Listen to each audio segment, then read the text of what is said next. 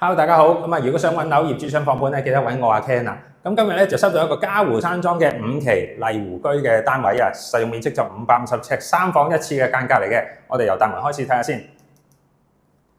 一入大門啦，就係已經係客廳嘅位置噶啦。其實全部嘉湖山莊都係咁樣噶啦。我哋望一望啦，再望一望客廳啊，你見佢雖然係原裝木地板，但係佢 keep 得好好喎，翻新過晒，立立令嘅牆亦都係翻新過啦。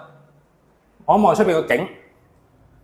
個景就屋苑前面一個迴旋處啦，過咗馬路對面咧就一間好大嘅惠康嘅，見到前面天晴邨啦，再遠少少咧就係 Wetland Season Park 啦，天一商場啦，有商場有惠康有超市，天晴邨後邊仲有街市添嘅。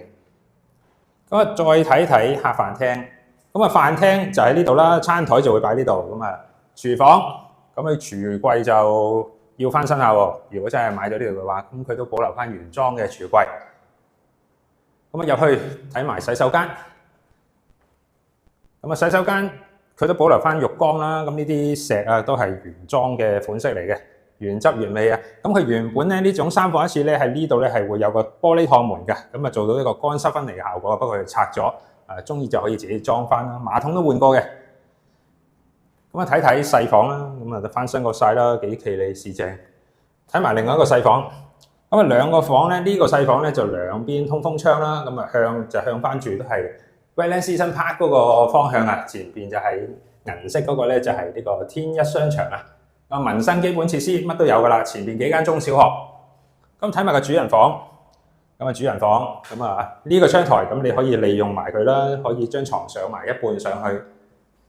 實用好多啦，間房就前邊都係同隔離嗰個房一樣嗰個方向啦。下邊咧後少少咧就有巴士站啊，出市區啊、九龍啊、港島啊都有車過嘅。呢度仲有個衣櫃位。係啦，呢啲嘉湖山莊出名就實用啦、平啦，上車3房有興趣歡迎聯絡我，帶你過嚟睇下。